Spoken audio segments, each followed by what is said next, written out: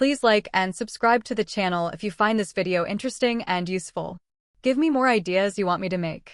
Enjoy watching the video. The rain lashed down, a relentless torrent that mirrored the storm brewing within Clara Ward. Each frigid drop striking her window pane seemed to amplify the chill in her soul, reflecting the dreary tableau of her life. She sat huddled in her cramped, third-floor apartment, a space where the incessant drip of a leaky faucet often provided the loudest soundtrack to her otherwise silent existence. The air hung heavy with the scent of damp concrete and the faint, persistent odor of stale coffee, a testament to countless lonely mornings. Her worn blanket, a faded relic from a forgotten past, offered little comfort against the pervasive cold, both inside and out. On the glowing screen of her phone, a stark contrast to her own muted reality, was the latest post from Evelyn Hart. Evelyn, the woman Clara both idolized and intensely resented. Her golden hair cascaded in perfect waves, framing a radiant smile that seemed perpetually alight. Her designer dress, a shimmering emerald silk, clung to her impossibly perfect figure, hinting at a life of effortless luxury. Beside her stood her handsome husband, a man whose chiseled features and confident aura screamed privilege. And behind them, a sprawling mansion, straight out of a glossy magazine spread, its manicured gardens and soaring architecture a mocking testament to everything Clara lacked. Below the picture, a deluge of fawning comments scrolled past. "She's simply perfect. Living the dream." Goals. Each effusive word was a fresh sting to Clara's already raw nerves, a cruel reminder of her own perceived inadequacies. Clara's jaw tightened, a muscle twitching almost imperceptibly. With a snort of derision, she extinguished the screen, the sudden darkness a temporary reprieve from the blinding perfection. She flung the phone onto her unmade bed, where it landed with a soft thud amidst a pile of laundry. Perfect? No, not perfect. Just lucky. Incredibly, infuriatingly lucky. Evelyn had it all: beauty, wealth, love, a life seemingly plucked from a fairy tale. And Clara? What did she possess? A soul-crushing, monotonous job as a data entry clerk, her days a blur of spreadsheets and soulless numbers. A body that she felt was utterly unremarkable, a plain canvas that garnered no second glances. A life that felt like a dreary, uninspired canvas, slowly fading into insignificance. The unfairness of it all gnawed at her, a bitter, constant companion. She felt like a background character in her own story, while Evelyn commanded the spotlight, effortlessly basking in its warmth. That evening, as the rain continued its relentless assault, transforming the city streets into shimmering rivers, Clara found herself searching for shelter. Her umbrella, a cheap, flimsy thing, had given up the ghost hours ago, leaving her hair plastered to her face and her clothes clinging uncomfortably. The wind howled through the narrow alleyways, carrying with it the scent of wet asphalt and decay. Just as despair threatened to consume her, a flickering light caught her eye. Through the blurring curtain of rain, a rickety sign emerged, its faded paint peeling like old skin: Morgana's Curio Shop, where wishes take flight. It hung precariously from a wrought iron hook, creaking eerily in the wind, an anachronism in the modern urban sprawl. A shiver, not entirely from the cold, traced its way down Clara's spine. There was something unsettling about the place, a palpable aura of ancient secrets and forgotten desires. The door groaned a mournful protest as Clara pushed it open, the sound echoing ominously in the sudden quiet. Inside, the world was a study in shadows and hushed whispers. The air was thick with the exotic, intoxicating scent of frankincense and something else, something subtly metallic and deeply ancient. A single, flickering gas lamp cast long, dancing shadows across shelves overflowing with an eclectic assortment of curiosities: dusty porcelain dolls with vacant eyes, intricate silver lockets, strange wooden totems, and books with brittle, yellowed pages. It was a place where time seemed to fold in on itself, where objects held untold stories. Behind a cluttered counter, shrouded in a voluminous black velvet cloak, sat the proprietress. Her face, a roadmap of wrinkles, was framed by wisps of silver hair, and her eyes, Those eyes were what truly captivated Clara. They seemed to hold an ancient, knowing light, as if they had witnessed every secret, every whispered desire, every hidden regret.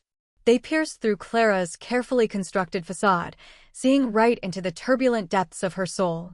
"You've come seeking what you lack, haven't you, child?" the old woman rasped, her voice a low, gravelly whisper that seemed to vibrate with untold power. It was less a question and more a statement of undeniable fact. Clara froze, her heart hammering against her ribs like a trapped bird. A cold knot formed in the pit of her stomach. She hadn't uttered a single word, yet this woman, this stranger, seemed to pluck her deepest, darkest desires straight from her mind. It was unnerving, almost terrifying. I was merely curious," Clara stammered, her voice barely a whisper, a stark contrast to the old woman's commanding tone. She tried to sound nonchalant, but her trembling hands betrayed her. "Curiosity leads many here," Morgana replied, a faint, knowing smile playing on her lips, revealing teeth that were surprisingly white and sharp. "But few are brave enough to truly pay the price for what they desire." Her gaze remained fixed on Clara, unblinking, unyielding. It felt as though Morgana was peering directly into her soul, stripping away all pretenses, all defenses. With a slow, deliberate movement, Morgana reached under the counter, her ancient fingers, adorned with a collection of curious rings, emerging with a small, ornate mirror. Its frame was crafted from tarnished silver, intricately carved with symbols that seemed to writhe and intertwine, pulsing with a faint, almost imperceptible energy. The glass itself was murky, reflecting light in an unsettling way. She placed it gently on the counter between them. "Look into this mirror," she instructed, her voice dropping to an almost hypnotic cadence, "and speak your deepest yearning. But remember, child, everything has its cost. A wish is a bargain, and bargains always demand a price."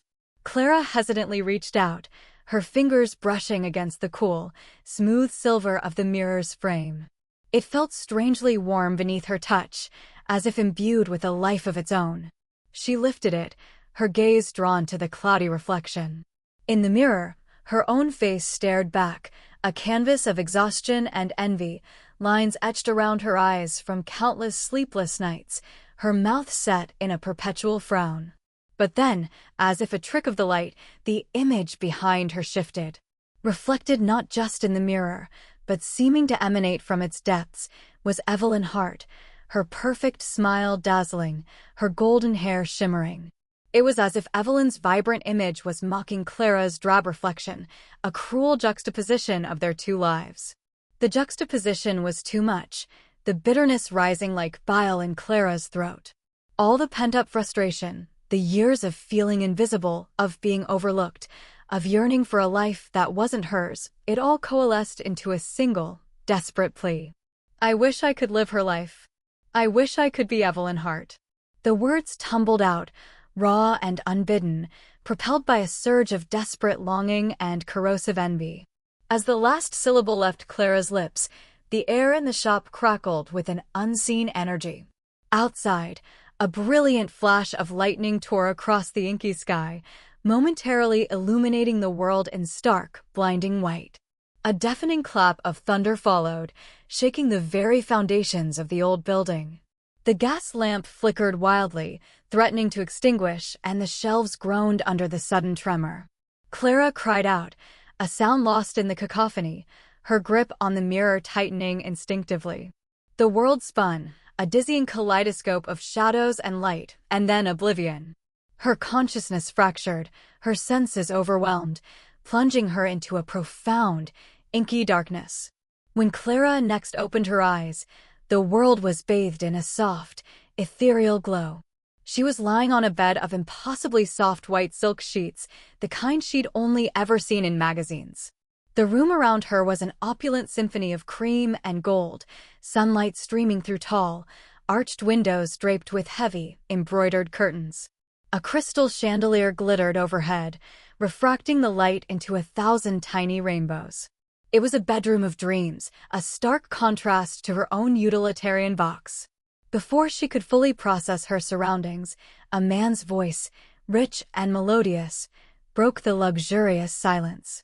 A handsome man, impeccably dressed in an open silk robe, stepped into the room, a warm, affectionate smile gracing his lips. His dark hair was slightly tousled, as if he'd just woken up, and his eyes, a startling shade of blue, sparkled with genuine adoration. "Good morning, my love," he murmured, his voice a gentle caress. Clara, or rather, Evelyn Hart, though the reality hadn't quite fully dawned on her, was utterly stunned. Her mind reeled, struggling to make sense of the jarring shift in her reality. Her heart hammered with a mixture of terror and exhilarating disbelief.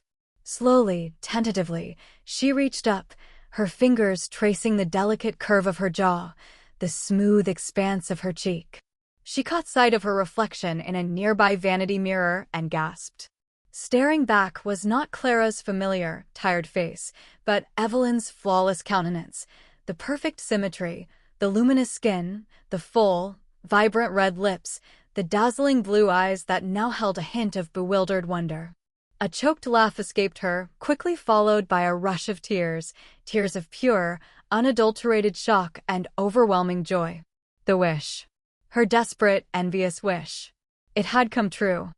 The initial days of Clara's transformation into Evelyn Hart were a dizzying kaleidoscope of sensory overload and unbridled euphoria. She dove headfirst into her new life, like a parched woman finally finding an oasis. Each morning began with a sense of giddy disbelief as she woke in the opulent master suite, the California sun streaming through silk drapes, illuminating a room larger than her entire previous apartment. The scent of fresh flowers and expensive coffee replaced the stale air and leaky faucet of her past.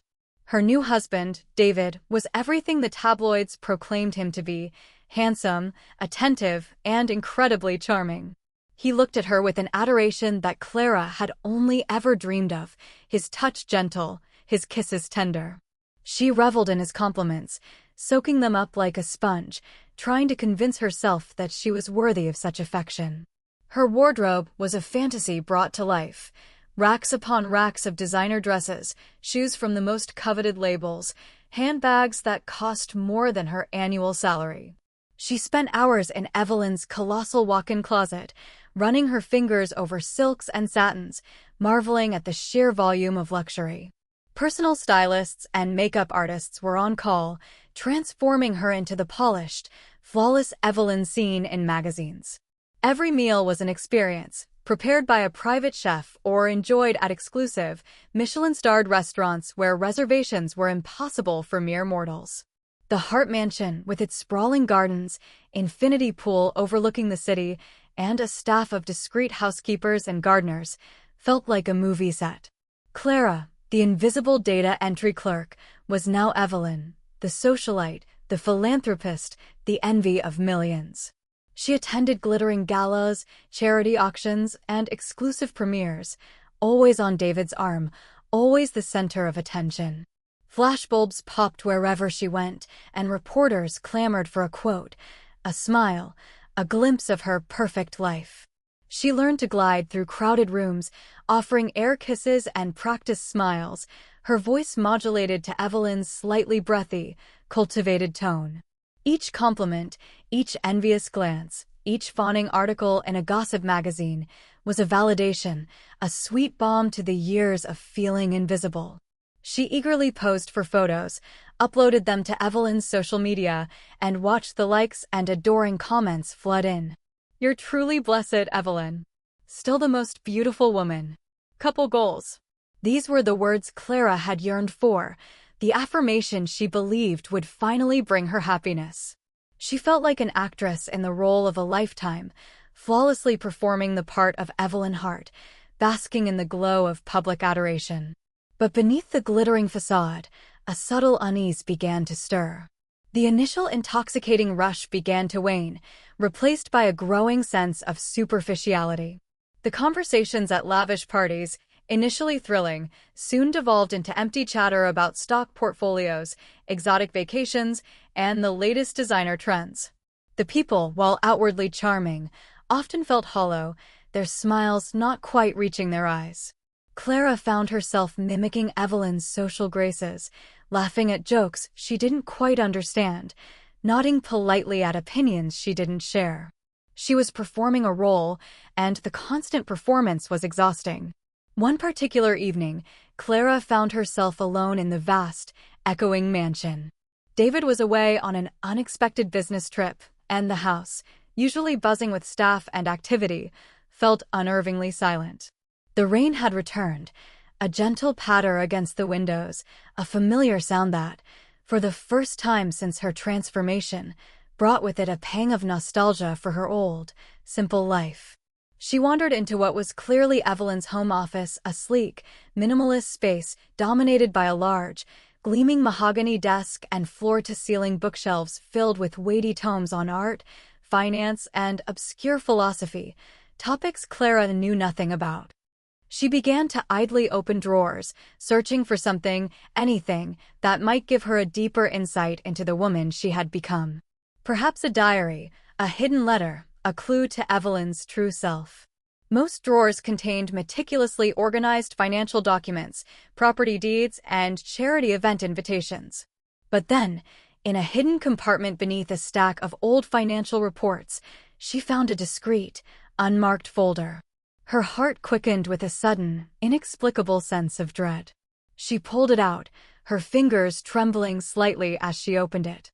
Inside were medical records. Lots of them. Her eyes scanned the documents, each word a chilling blow. Advanced cardiomyopathy. Stage 4 congestive heart failure. Prognosis. Grim. The words swam before her eyes, stark and terrifying. Evelyn Hart wasn't just beautiful and wealthy, she was dying. The perfect life was a ticking time bomb. Clara felt the blood drain from her face, her breath catching in her throat. The laughter, the parties, the designer clothes, it was all a desperate attempt to outrun an inescapable fate. The realization hit her with the force of a physical blow. She hadn't just swapped lives, she had inherited a death sentence. As if fate itself wanted to deliver another devastating blow, Evelyn's, now Clara's, phone, which she'd been using to navigate her new life, vibrated on the desk. A message notification. Her eyes, still reeling from the medical diagnosis, were drawn to the screen. It was an incoming text from an unknown number, addressed to David. A sickening sense of premonition washed over her. With trembling fingers, she unlocked the phone and opened the message. The words burned into her mind. "When are you finally going to divorce her, David? I'm tired of waiting." Clara dropped the phone as if it were a burning coal. It clattered against the polished wood of the desk, the message still blazing on its screen. Her husband, David, the man who had looked at her with such adoration, was having an affair. The perfect marriage was a sham, a carefully constructed illusion. The world Clara had so desperately wished for, the life she had envied with every fiber of her being, shattered into a million pieces around her. Evelyn wasn't happy, she was trapped. Trapped in a failing body, trapped in a loveless marriage, trapped in a gilded cage that was slowly suffocating her. The illusion was utterly, irrevocably broken. The flawless facade had cracked, revealing a gaping maw of pain, fear, and betrayal. Clara slumped into Evelyn's plush leather chair, the luxurious fabric suddenly feeling cold and unforgiving against her skin. The dream had become a nightmare, and she, the envious interloper, was now trapped within its suffocating confines. The cost, Morgana had said. Everything has its cost. And Clara was just beginning to understand the terrifying price of her wish. Meanwhile, in a stark contrast of circumstances, the true Evelyn Hart, now inhabiting Clara's modest, unremarkable body, awoke in the cramped, familiar apartment that Clara had so despised. The leaky faucet dripped its monotonous rhythm, the air was heavy with the scent of damp, and the worn blanket offered little comfort. Evelyn's eyes, wide with confusion and a growing sense of panic, stared at the unfamiliar hands resting on the threadbare sheets. Hands that were calloused, nails unmanicured, utterly unlike her own elegant, well-maintained digits. Her first reaction was disbelief, followed by a wave of crushing despair. She cried out, but the voice that emerged was not her own melodious tone, but Clara's slightly rougher, less refined voice. She rushed to the small, cracked bathroom mirror, bracing herself for the reflection of her own perfect features. Instead, Clara's plain, unadorned face stared back, her hair a tangled mess, her eyes swollen from tears. It was a horrifying, grotesque distortion of her reality. She was trapped in the body of a stranger, stripped of her identity, her wealth, her beauty, her very essence. Yet, as the initial shock and despair began to subside, a peculiar shift occurred within Evelyn. There was no social calendar to maintain, no public image to uphold, no demanding husband to appease, no constant scrutiny. For the first time in years, Evelyn found herself truly alone, truly anonymous. And in that anonymity, a strange, nascent feeling began to blossom: freedom. She was no longer Evelyn Hart, the socialite, the trophy wife, the woman living a beautiful lie. She was just Evelyn. She cautiously navigated her new reality. The simple, honest work at Clara's data entry job, which Clara had found so soul-crushing, provided Evelyn with a sense of purpose she hadn't felt in years. It was concrete, quantifiable, devoid of the artifice that had defined her previous life.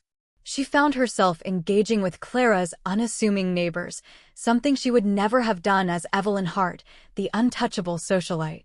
Mrs. Rodriguez, an elderly woman from downstairs, offered her homemade cookies and shared stories of her grandchildren. Mr. Henderson, the building superintendent, greeted her with a warm smile and a knowing nod.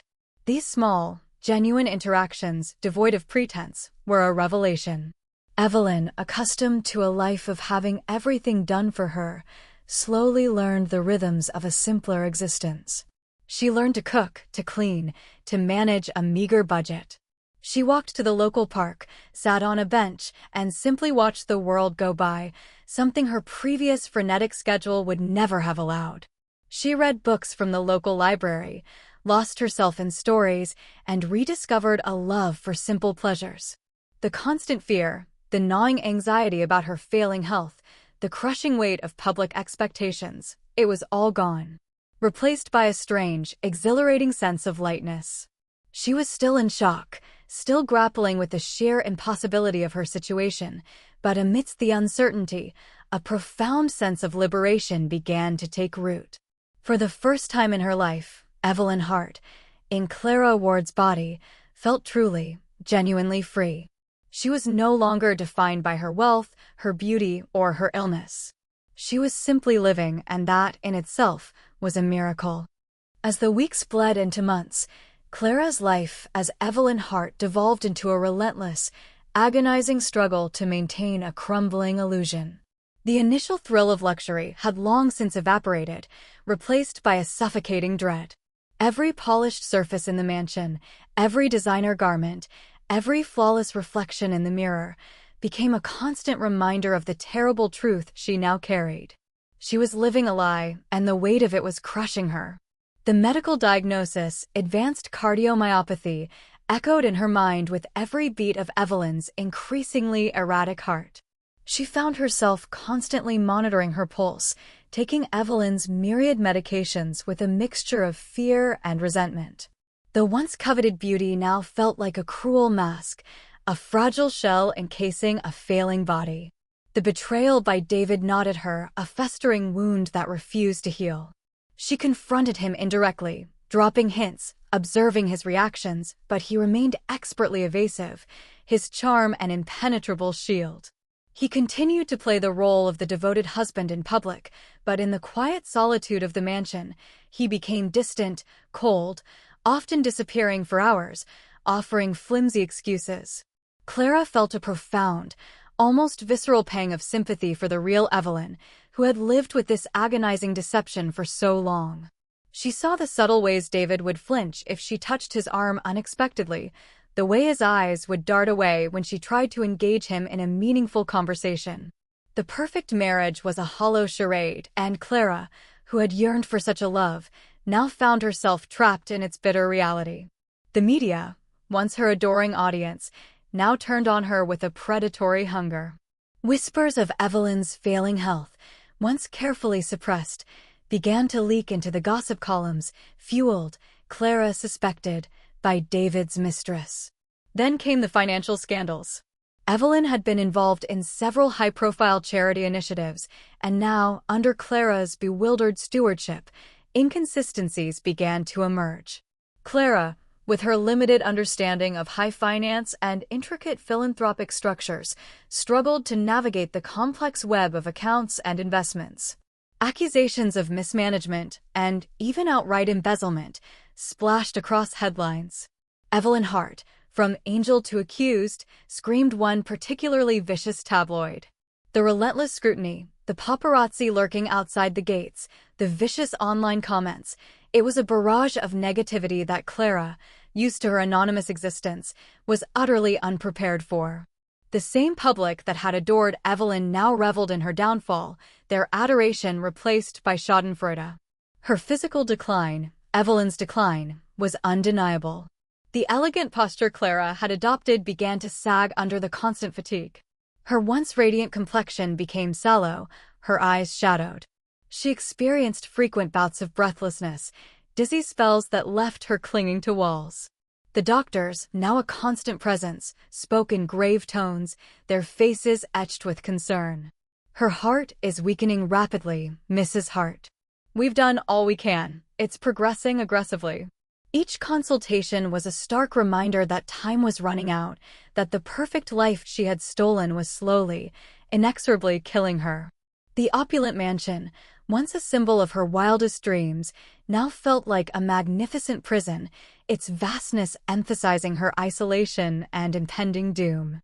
Desperate, utterly desperate, Clara remembered the curio shop. Morgana. The old woman had spoken of a price, of a bargain. Surely, there had to be a way back, a way to undo this terrible mistake. She had to find her. One rainy afternoon, driven by a frantic hope, Clara commandeered one of Evelyn's luxury cars and drove through the familiar, rain-slicked streets, her heart pounding not just from Evelyn's failing organ, but from a desperate need for salvation. She retraced her steps from that fateful night, searching for the narrow alley, the old, creaking sign. But the alley was empty. The crumbling brick wall where Morgana's curio shop had stood was now adorned with garish graffiti, a crude mural of spray-painted tags. The ancient building was gone, replaced by a desolate, debris-strewn lot, fenced off with rusted corrugated iron. A for sale sign, weather-beaten and faded, hung crookedly from a sagging post. There was no trace of the shop, no lingering scent of frankincense, no sign of the mysterious proprietress. It was as if Morgana's curio shop had never existed, a phantom born of a stormy night and a desperate wish. Clara sank to her knees amidst the rubble, the cold, damp concrete seeping through her expensive designer jeans. Her hands, Evelyn's delicate, manicured hands, scraped against jagged pieces of broken glass and crumbling brick. Amidst the detritus, something glinted.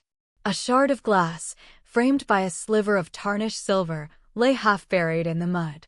It was a fragment of the mirror. The mirror.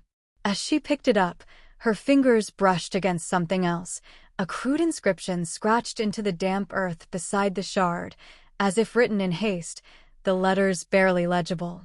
It was etched in what looked like dried, dark crimson, blood. The message, stark and chilling, stared back at her. "Only when you understand your own worth can you return." The words were a dagger to her heart. Her own worth? But all her life, she had believed she had none, that her worth was tied to what she lacked, to what others possessed. She had sought worth in Evelyn's life, only to find it riddled with pain and deceit. Now, utterly broken, she realized the devastating irony. She had sacrificed her simple, honest life for a gilded prison, and the key to escape lay in understanding something she had never possessed. Tears, hot and bitter, streamed down Clara's face, mixing with the cold rain and the grime of the abandoned lot. They tasted of regret and self-loathing. She clutched the mirror shard, its cold edge a stark reminder of her catastrophic wish. In that moment of utter despair, something shifted within her. A profound, piercing realization. All her life, she had yearned to be someone else, to have what others had, believing it would make her happy, make her worthy. But Evelyn's life had proven to be a hollow shell, filled with sorrow, illness, and betrayal.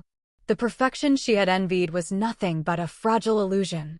Her breath hitched, and a fresh wave of pain coursed through Evelyn's ailing body. Her vision blurred, and the world began to tilt precariously. A dizzy spell, worse than any she had experienced before. She stumbled, clutching at her chest, her heart hammering erratically. The concrete ground seemed to rush up to meet her. Just then, a shrill scream cut through the rainy afternoon. A child, no older than 5, had darted into the street after a bright red ball, directly into the path of a speeding car that had just rounded the corner. The driver, distracted by his phone, seemed oblivious. Time seemed to slow. Clara, in Evelyn's failing body, saw the terror in the child's eyes, the horror dawning on the mother's face. The selfish, envious Clara, focused only on her own misery, was momentarily forgotten. In that split second, instinct took over.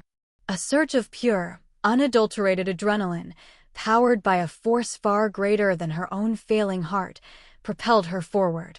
With a gasping cry, she lunged, a desperate, last-ditch effort.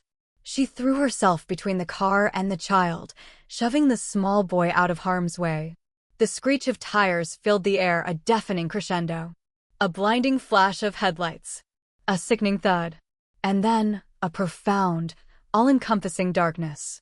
Silence. The world went black, taking Clara and Evelyn's life with it. Meanwhile, back in the quiet, unassuming world of Clara Ward's apartment, Evelyn Hart was undergoing her own profound metamorphosis. The initial horror of waking in a stranger's body had given way to a strange, almost serene acceptance. The modest apartment, once a symbol of Clara's despair, became Evelyn's sanctuary. The persistent drip of the faucet, which Clara had found so irritating, now seemed a comforting rhythm, a steady beat in her new, stripped-down existence. The faded furniture, the worn carpet, the lack of extravagant luxuries, all these things, once anathema to her pampered sensibilities, now represented a profound liberation. There was nothing to protect, nothing to maintain, no image to uphold. She was simply present. Her mornings began not with a flurry of staff and a demanding schedule, but with the quiet brewing of instant coffee and the gentle creak of the floorboards. Evelyn, who had lived a life where every need was met by an army of assistants, found a peculiar satisfaction in the mundane tasks of daily living. She learned to boil water, to make toast, to sweep the tiny kitchen floor. These simple acts, once delegated, now offered a grounding presence, connecting her to a reality she had never truly experienced. The data entry job that Clara had despised quickly became a source of quiet pride for Evelyn. It was tedious, yes, but it was honest work. Each correct entry, each completed spreadsheet, brought a small, tangible sense of accomplishment. She found a quiet rhythm in the repetitive tasks. Her mind, once cluttered with social obligations and financial anxieties, now focused on the precise details of the numbers before her. Her colleagues, initially wary of the new Clara's reserved demeanor, slowly began to warm to her. They saw a quiet diligence, a surprising humility.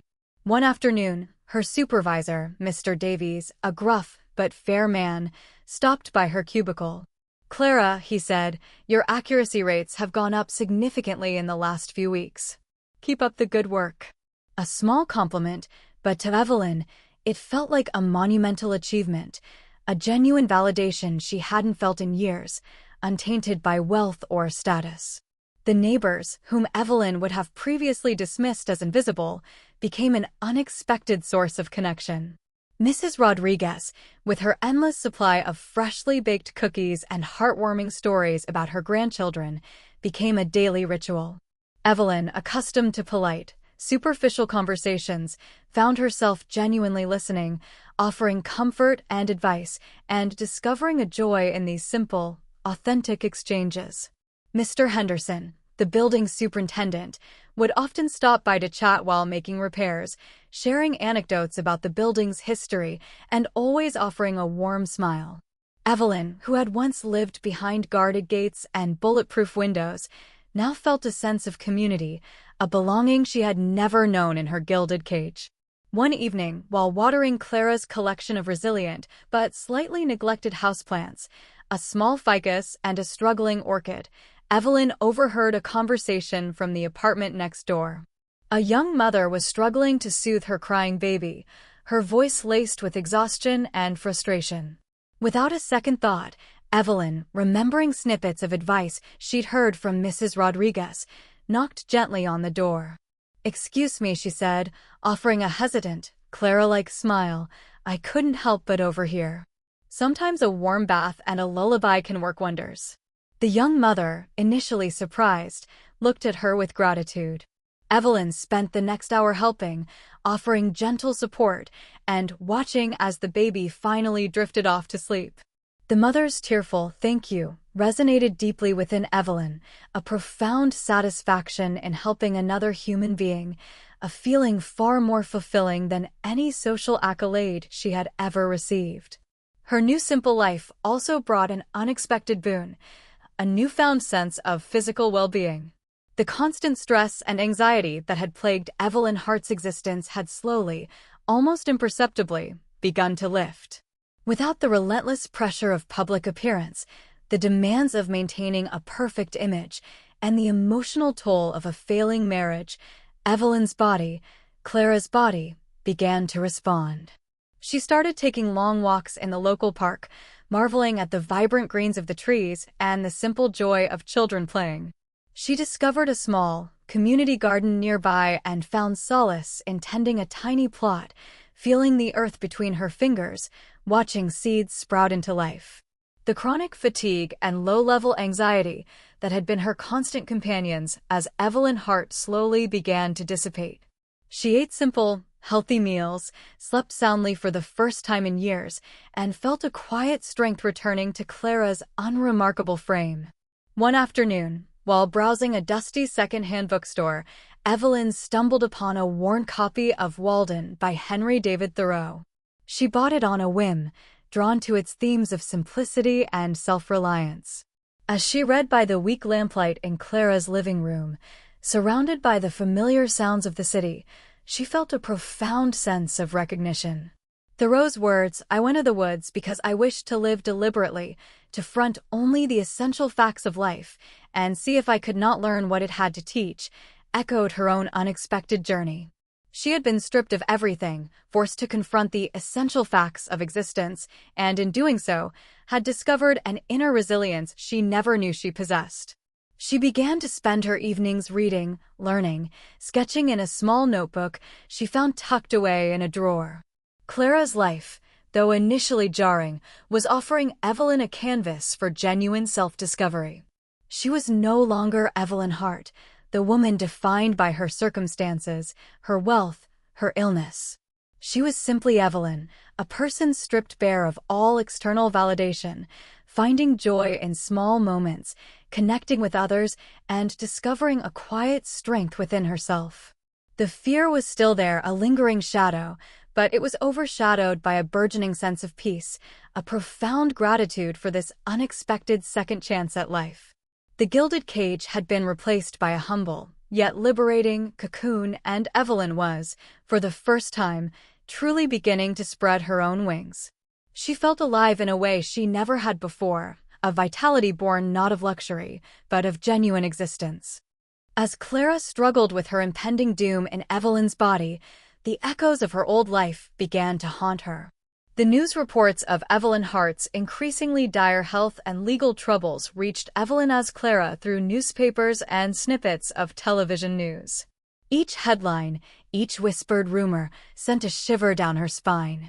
Evelyn Hart's condition worsens amidst charity scandal. Husband David Hart seen with mystery woman. Evelyn, in Clara's body, watched these reports with a complex mix of emotions. There was a faint pang of sorrow for the woman whose life she now inhabited, a growing realization of the immense suffering Evelyn Hart had endured, despite her outward perfection. There was also a strange, detached curiosity, like watching a dramatic play unfold, knowing she had once been a central character in that very drama. One afternoon, while waiting at a bus stop, Evelyn as Clara saw a glossy magazine cover featuring a heavily airbrushed photo of Evelyn Hart, her own former self. The article detailed Clara's, as Evelyn, recent public appearance, noting her visible fatigue and strained smile. The tolls of a socialite's life, the captions speculated cruelly. Evelyn felt a surge of pity for that distant, suffering image. She saw the desperation in the eyes that had once been her own, the forced cheerfulness that masked so much pain. It was a stark reminder of the gilded cage she had escaped. A life she now understood was a torment rather than a blessing. The image of the perfect Evelyn Hart, once her aspiration, now seemed a tragic mask. The contrast between her current quiet life and the chaotic, public unraveling of Evelyn Hart's world became increasingly stark. While Clara, as Evelyn, battled accusations and declining health, Evelyn, as Clara, was finding solace in her small triumphs, mastering a new recipe, helping Mrs. Rodriguez carry her groceries, receiving a genuine smile from a stranger. Each day in Clara's body was a lesson in authentic living, a stark counterpoint to the hollow grandeur she had left behind. Despite her growing peace, a lingering sense of responsibility for Clara's situation began to weigh on Evelyn. She knew that the woman suffering in Evelyn Hart's body was the original Clara Ward, the one who had made the wish. Evelyn had seen Clara's envy, her despair, her yearning. She understood, perhaps better than anyone, the depth of Clara's unhappiness that had led to such a desperate act. Now, knowing the truth about her own former life, the illness, the infidelity, the pressure, Evelyn felt a strange blend of empathy and quiet determination. She couldn't abandon Clara, not when Clara was living out the consequences of a wish made out of ignorance and pain. Evelyn began to discreetly gather information. She followed the news reports more closely, reading between the lines, trying to piece together the unraveling narrative of Evelyn Hart's life. She recognized the names of former associates, the details of charitable foundations, the telltale signs of David's manipulation.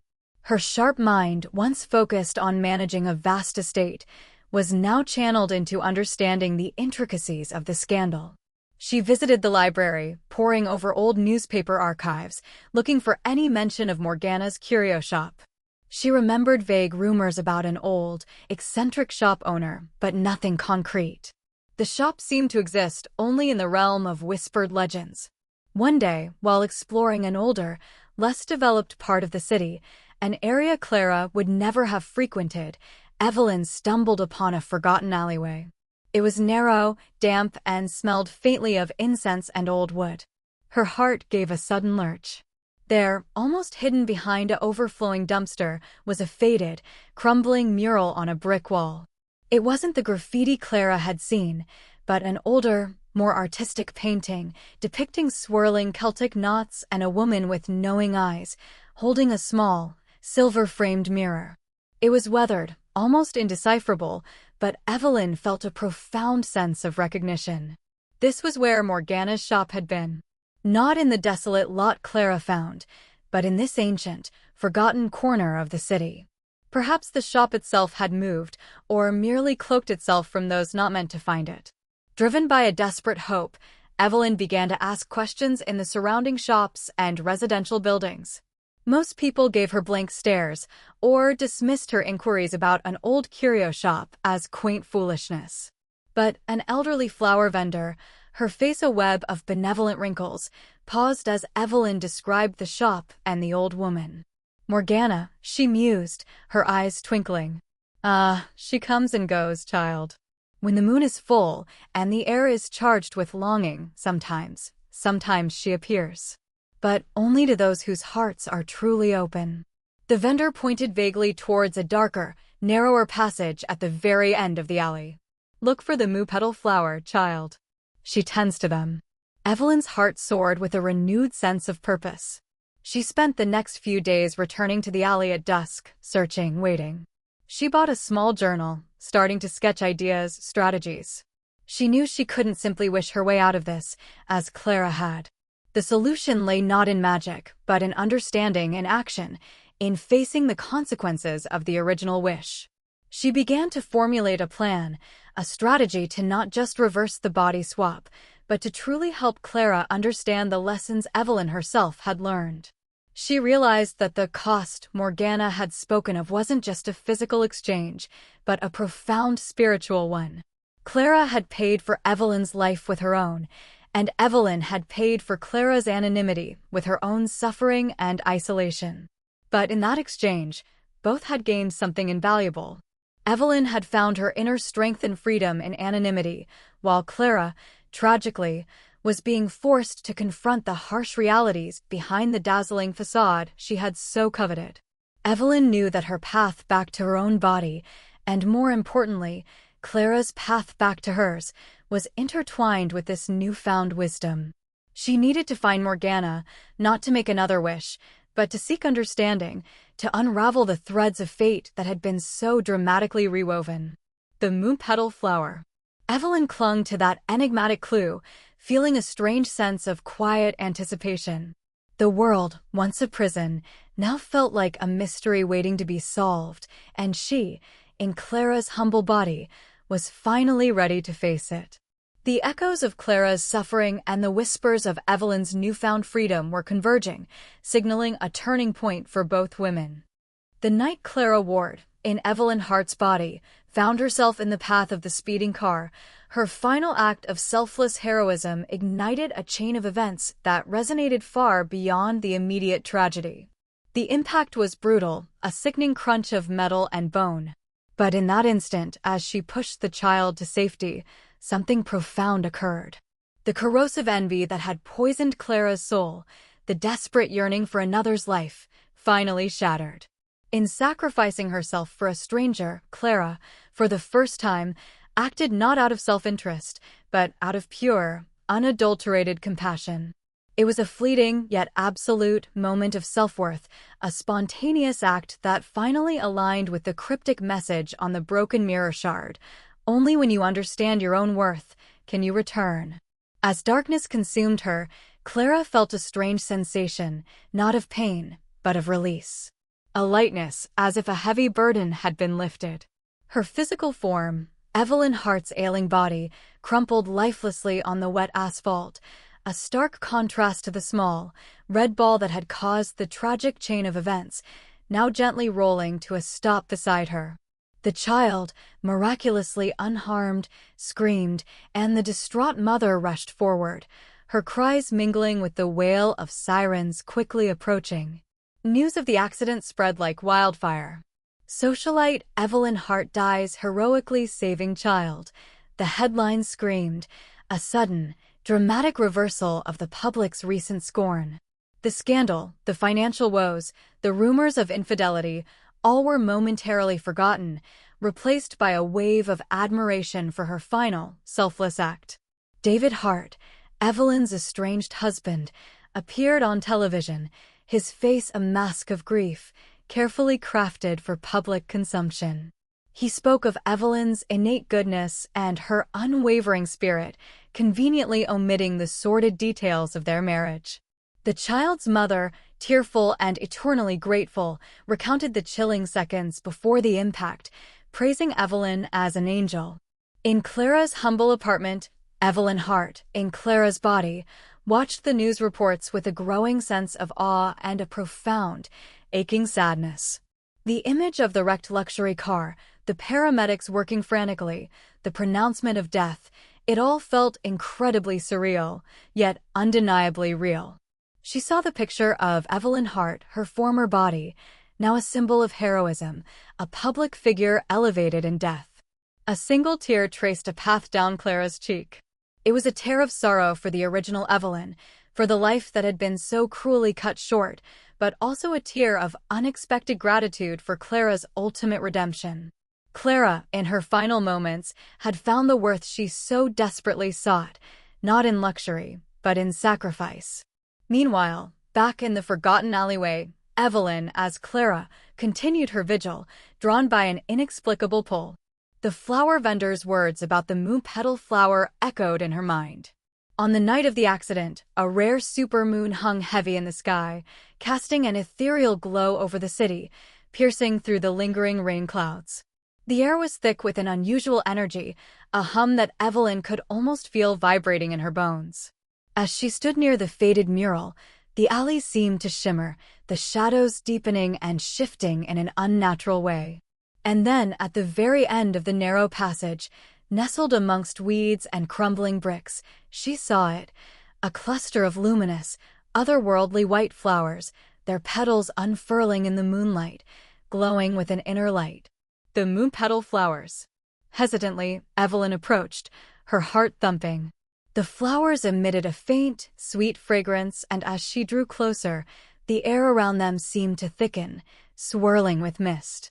From the mist, a figure slowly coalesced.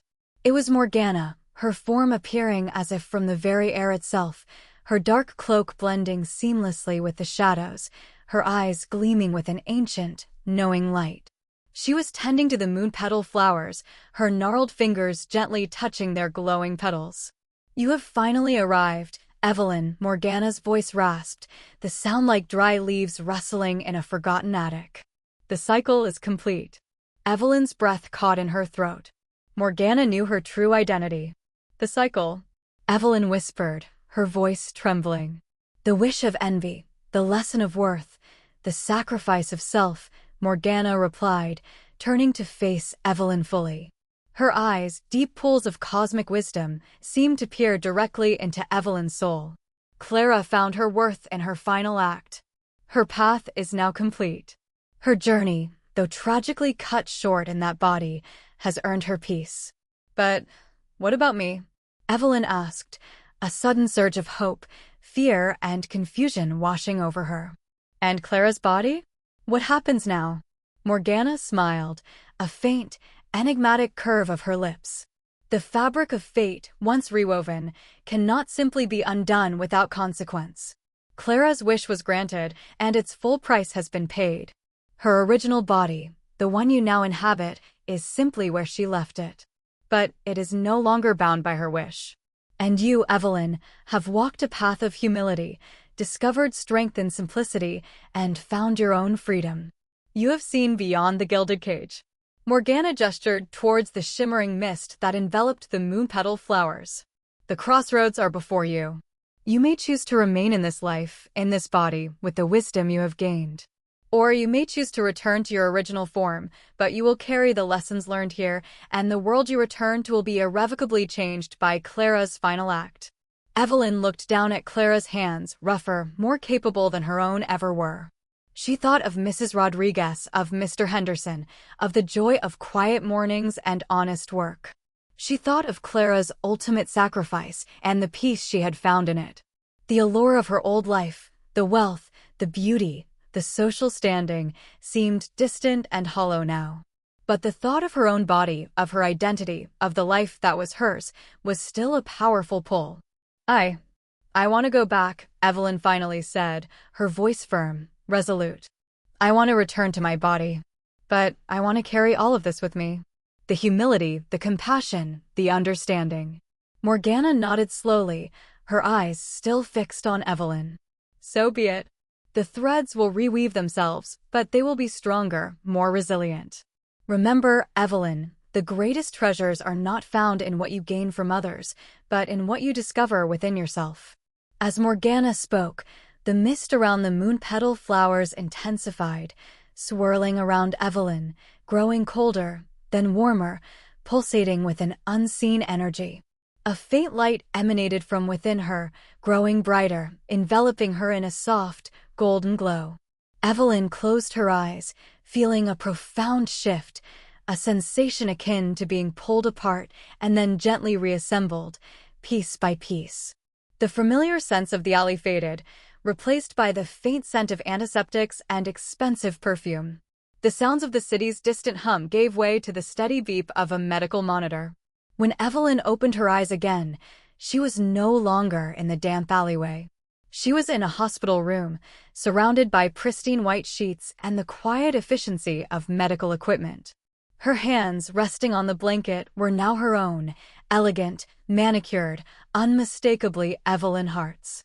She felt the familiar weight of her long, golden hair against the pillow. She had returned. But as she inhaled, she noticed something else, a subtle, almost imperceptible warmth spreading through her chest, a steady, strong rhythm where there had once been the quiet dread of a failing heart. The sacrifice had been made. The wish had run its course. And Evelyn Hart was, miraculously, truly alive. Evelyn Hart awoke in her own body, not in her opulent mansion, but in the sterile, hushed environment of a hospital room.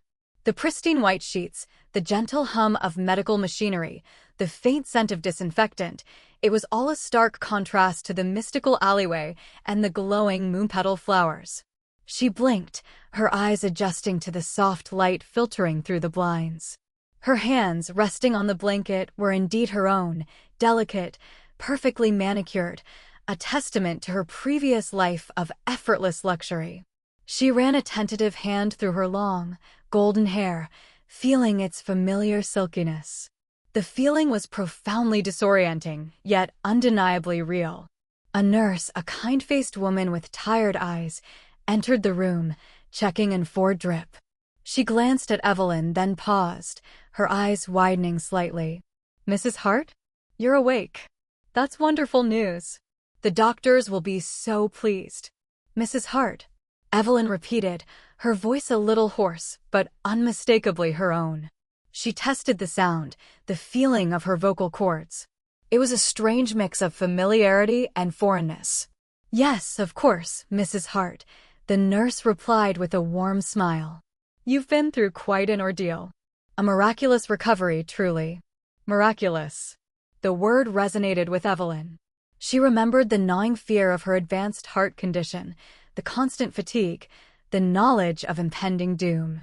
Now she listened intently, not to the erratic beat she'd grown accustomed to, but to a steady, strong rhythm within her chest. A warmth spread through her, a vitality she hadn't felt in years. She touched her chest, surprised by the robust thumping beneath her fingers. Her heart. It felt healthy, strong, as if completely healed. It was then she understood. Clara's ultimate sacrifice had not only redeemed her own soul, but had also, through some inscrutable magic, mended Evelyn's failing body. The price of the wish, the life taken, had paradoxically given life back. News of her awakening spread quickly. David was the first to arrive, his face a complex mix of relief, guilt, and calculated concern. He rushed to her bedside, taking her hand, pressing it to his lips. "Evelyn, my love, you're awake. It's a miracle. I've been so worried." His words were practiced, his eyes slightly shifty.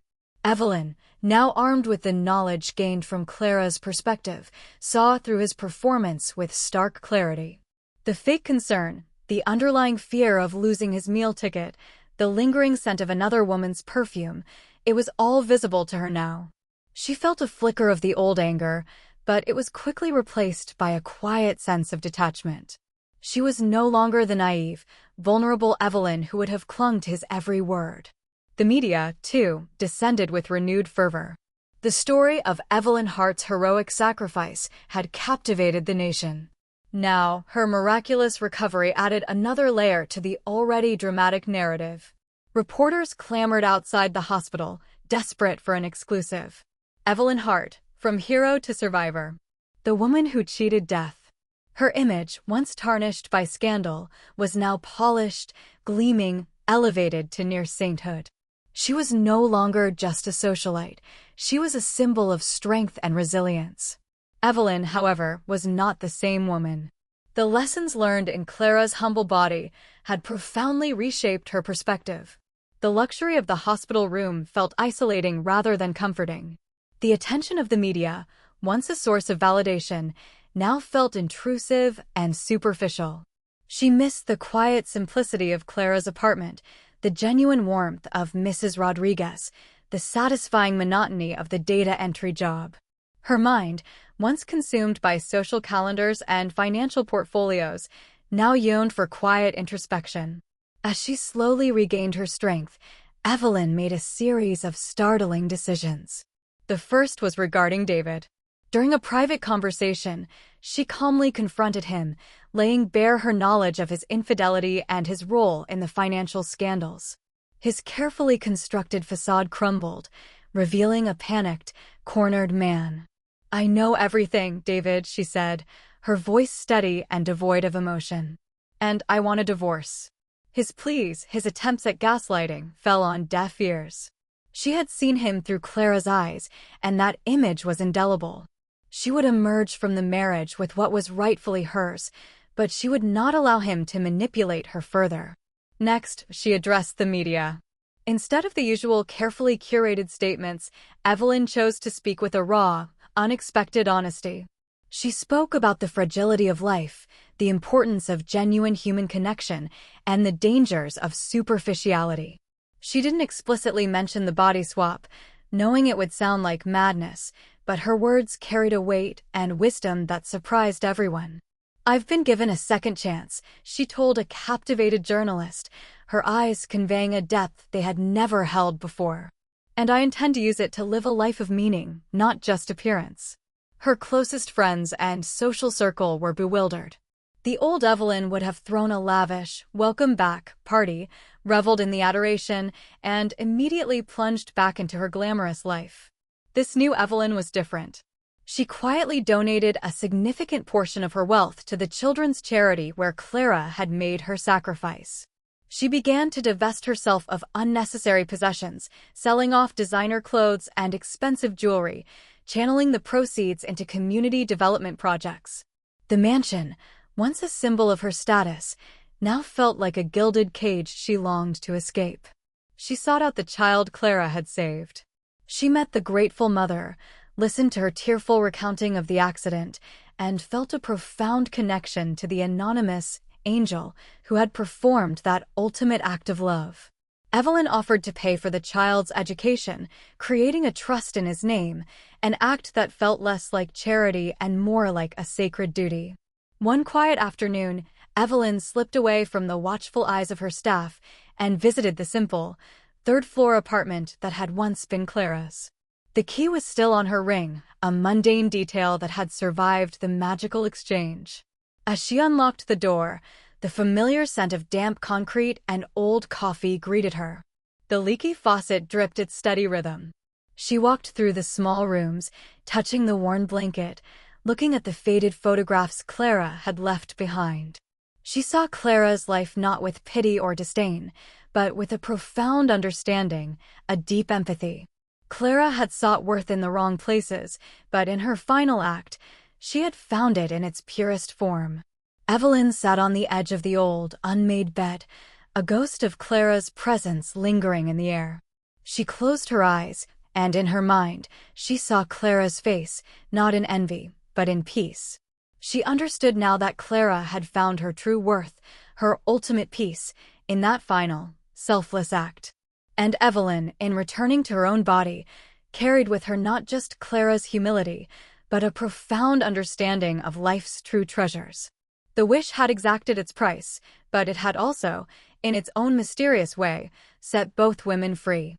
The reverberations of that fateful wish would continue to echo through Evelyn's transformed life, guiding her towards a future built on authenticity, compassion, and a newly discovered purpose. Weeks turned into months, and Evelyn Hart's transformation captivated the public.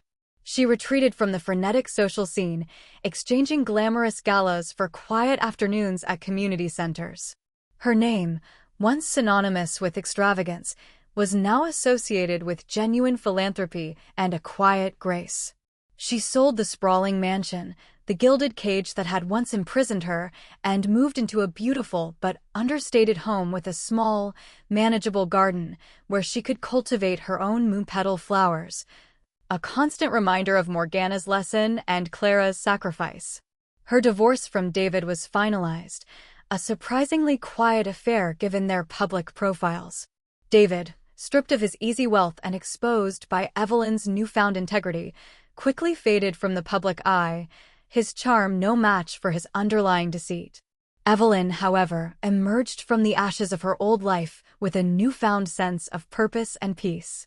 She established a foundation dedicated to empowering women and children in underserved communities, pouring her resources and energy into causes that genuinely mattered. She leveraged her public platform, not for self-promotion, but to advocate for social change, to give voice to the voiceless. One crisp autumn morning, Evelyn found herself drawn back to the forgotten alleyway. It was a pilgrimage she often made, a quiet moment of reflection. The faded mural of Morgana was still there, a little more weathered, but the knowing eyes of the painted woman seemed to gaze at her with approval. She knelt by the spot where the moon-petal flowers had bloomed, but they were gone now, their season past. Instead, a single, vibrant green shoot had pushed through the earth, promising new life. As she stood, a small, elderly woman, her face a tapestry of kind wrinkles, approached her. It was Mrs. Rodriguez, Clara's former neighbor. Her eyes, initially wide with awe at seeing the famous Evelyn Hart, softened into a look of recognition. "You know," Mrs. Rodriguez began, her voice gentle, "I often wondered about Clara. She was such a quiet girl, but in her last few weeks with us, she changed.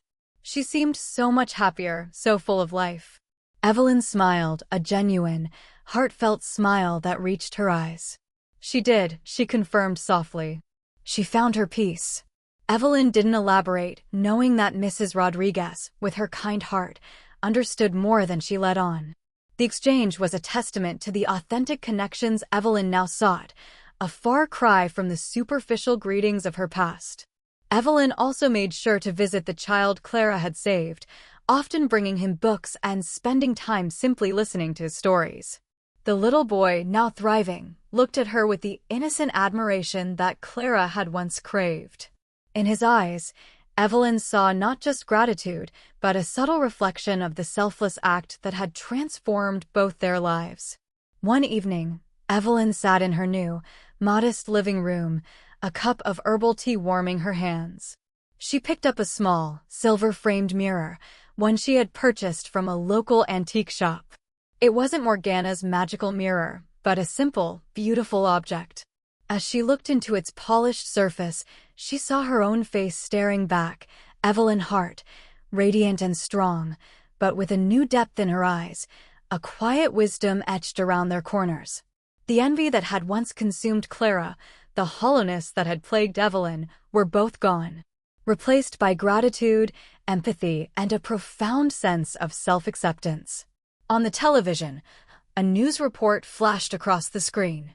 Evelyn Hart Foundation announced its latest initiative, building community gardens in urban areas, honoring the angel of hope who inspired her. A photograph of Evelyn, Clara's body, from the hospital moments after the accident, flashed on screen. The angel of hope was Clara, the woman who had died to save a child, inadvertently mending Evelyn's heart and soul in the process. Evelyn smiled. She understood now. Evelyn had found her peace in a life of meaning and connection, while Clara had found hers in the ultimate act of self-worth. Both women, though their paths were intertwined by a single, desperate wish, had ultimately achieved redemption. The message from the broken mirror shard echoed in her heart. Finally understood, only when you understand your own worth can you return. Clara had understood it in her final breath, and Evelyn had understood it through her journey in Clara's life. Outside her window, the rain had stopped. A sliver of sunlight broke through the clouds, illuminating a patch of her carefully tended garden.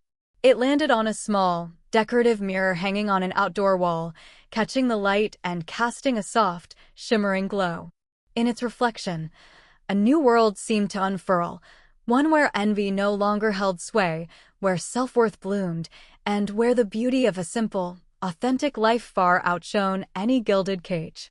Evelyn took a deep breath, the scent of fresh earth and damp leaves filling her lungs, her strong, healthy heart beating a steady, peaceful rhythm. She was finally home, not just in her own body, but within herself.